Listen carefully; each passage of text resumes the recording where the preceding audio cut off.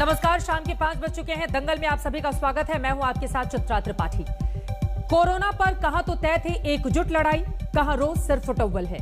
Corona पर आज प्रधानमंत्री नरेंद्र मोदी ने 10 राज्यों के डीएम के साथ बैठक बुलाई थी। डीएम के साथ मुख्यमंत्री भी बैठक में शामिल हुए, लेकिन ममता बनर्जी के मुताबिक उन्होंने अपने राज्य के डीएम को बैठक में नहीं आने दिया। लेकिन बैठक के बाद उन्होंने प्रेस कॉन्फ्रेंस में प्रधानमंत्री मोदी पर बेहद गंभीर आरोप लगाए।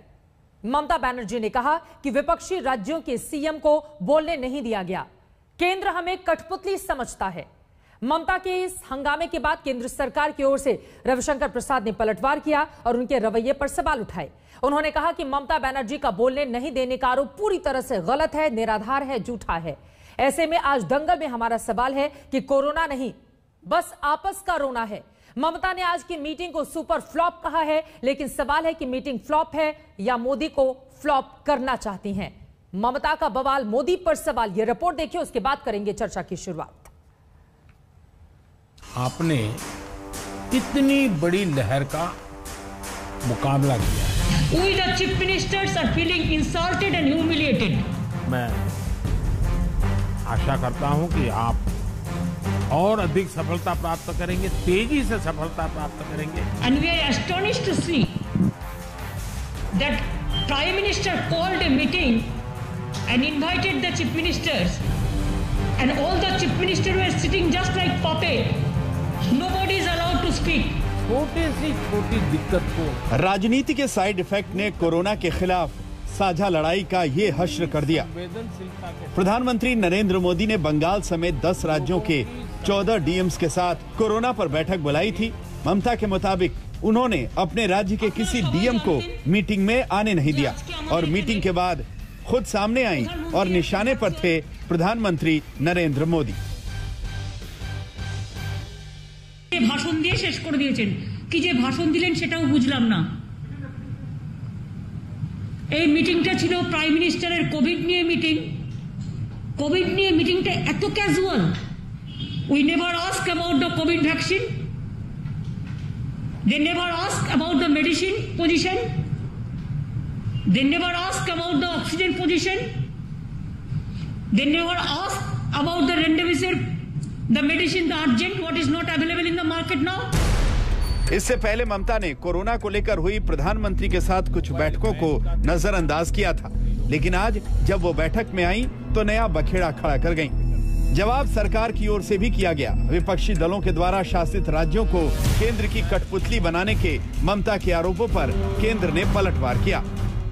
ये एक मुख्यमंत्री के द्वारा प्रधानमंत्री के द्वारा बुलाई गई मीटिंग में इस तरह का अशोभनीय आचरण करना यह बहुत ही दुर्भाग्यपूर्ण है और यह कोई ममता जी पहली बार नहीं कर रही हैं। हमें लगा कि आज जो उनका आचरण हुआ है वो दुर्भाग्यपूर्ण है, वो शर्मनाक है और उसकी हम गंभीर रूप से निंदा करते हैं।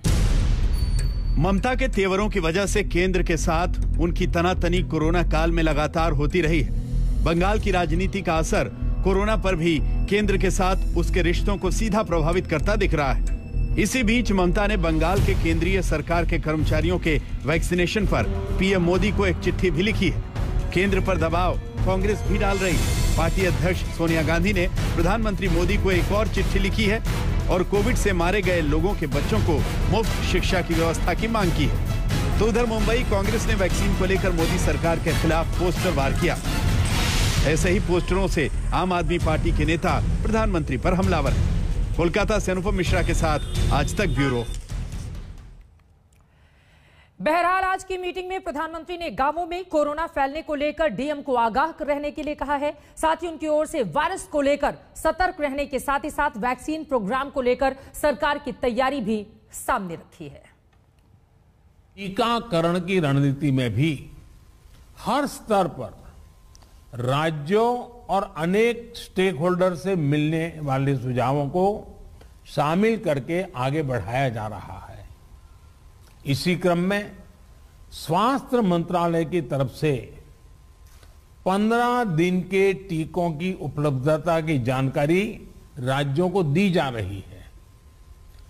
वैक्सीन सप्लाई टाइमलाइन की स्पष्टता होने से टीकाकरण से जुड़े मैनेजमेंट में आप सभी को और आसानी होने वाली है।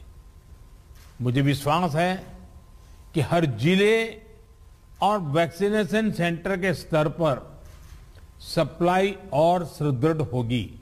एक भी वैक्सीन की वेस्टेज का मतलब है किसी एक जीवन को जरूरी सुरक्षा कवच नहीं दे पाना। इसलिए वैक्सीन वेस्टेज रोकना बहुत जरूरी है। सिर्फ राजनीतिक विरोध में इस तरह से हंगामा खड़ा किया जा रहा है या वास्तव में ममता बनर्जी के आरोपों में दम है? इसी विषय को लेकर दंगल की शुरुआत हम करेंगे। कई खास मेहमान इस वक्त हमारे साथ जुड़ चुके हैं, उनका तारुफ परिचय आपसे करवा देती हूं। इस वक्त हम